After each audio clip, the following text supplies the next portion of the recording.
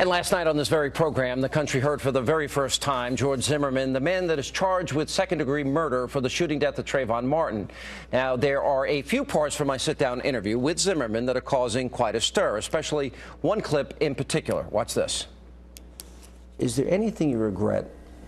Do you regret getting out of the car to follow Trayvon that night? No, sir.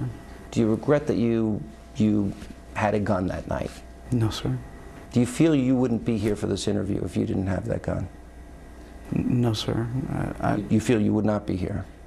I feel that it was all God's plan, and for me to second guess it or judge it.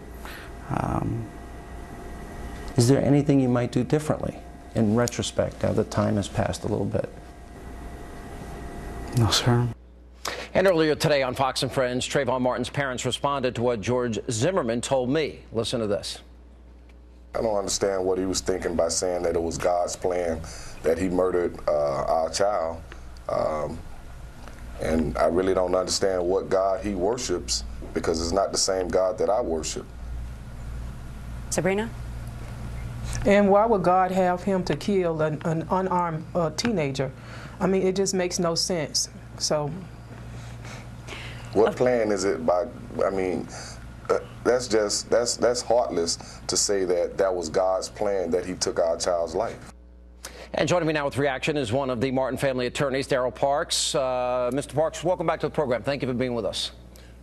Good afternoon. Now, I noticed that the media did run with that particular phrase, God's plan. If you listen to the entire quote, what he said before that, I was asking him if he thought he would be here, meaning on Earth, and he said, no, sir. He said he didn't think he would be here. And he gives an explanation.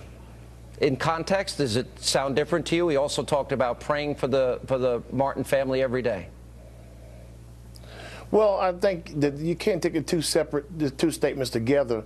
I think for him to inject God's plan into this situation certainly was not in God's plan for an unarmed teenager to be killed in this situation. So that's what made it so difficult for them, that he kind of tries to downplay it as being God's plan when it was his actions that took Trayvon's life. But before he said God's plan, he said, I asked him, do you think you would be here? No, sir. Meaning he thought, what he was saying is he thought he'd be dead.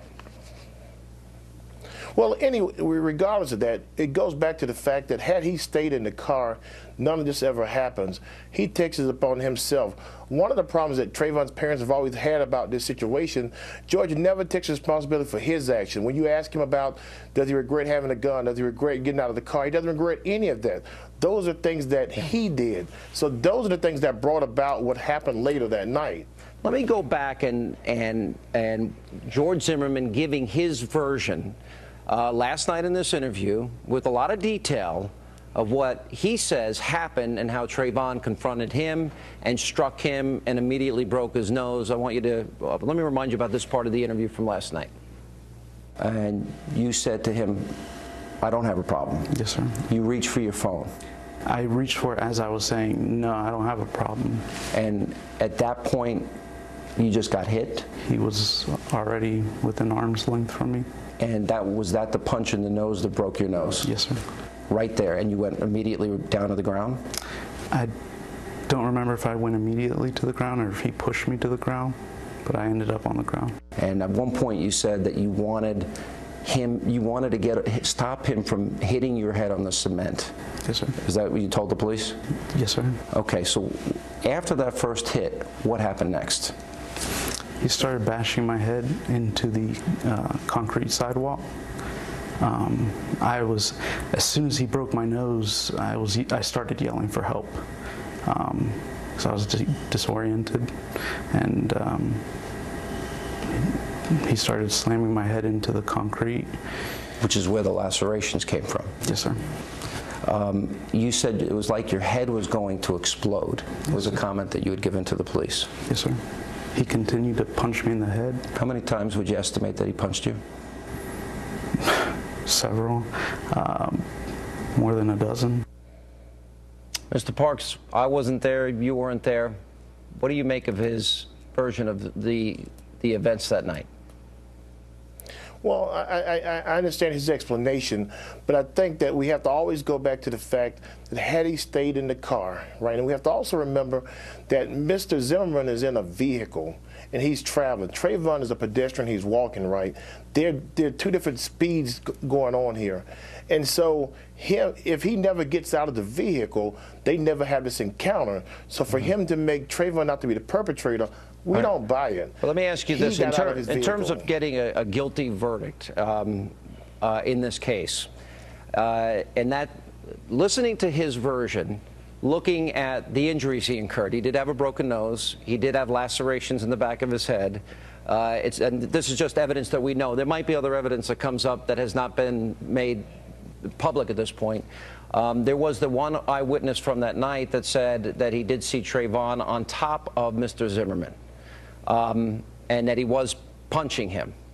How do you, with all that we do know up to this point, there may be more evidence, more information coming out, but with all of that put together, how do you get a second-degree murder conviction? Bring me to how you get there. Tell me what you would argue. First of all, you certainly have to argue that when he saw Trayvon, he called him a punk for whatever reason. And number two, and that's without knowing anything about him, without him seeing him doing anything wrong. And so all of those things play a part of him profiling him. And so he follows Trayvon. Yeah, but he didn't say that to Trayvon. He said he was talking to the dispatcher.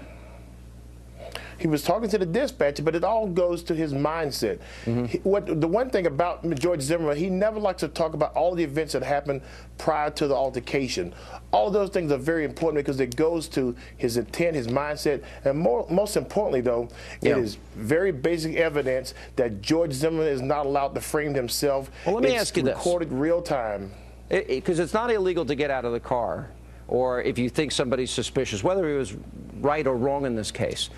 But again, I go back to the one eyewitness that said he saw Trayvon on top of Mr. Zimmerman, the injuries that we know that took place, including the broken nose. He's now consistently, to the police and others, given that same story about what happened that night and the next day where he reenacted it.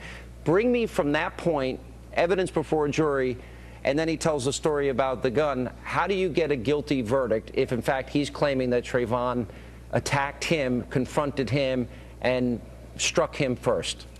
How do you get there? Well, I think most reasonable people will see when they hear this case is that Trayvon was doing nothing wrong, and he was confronted by George. George Zimmerman got out of his truck and confronted him. Trayvon, one, did nothing whatsoever. He was provoked.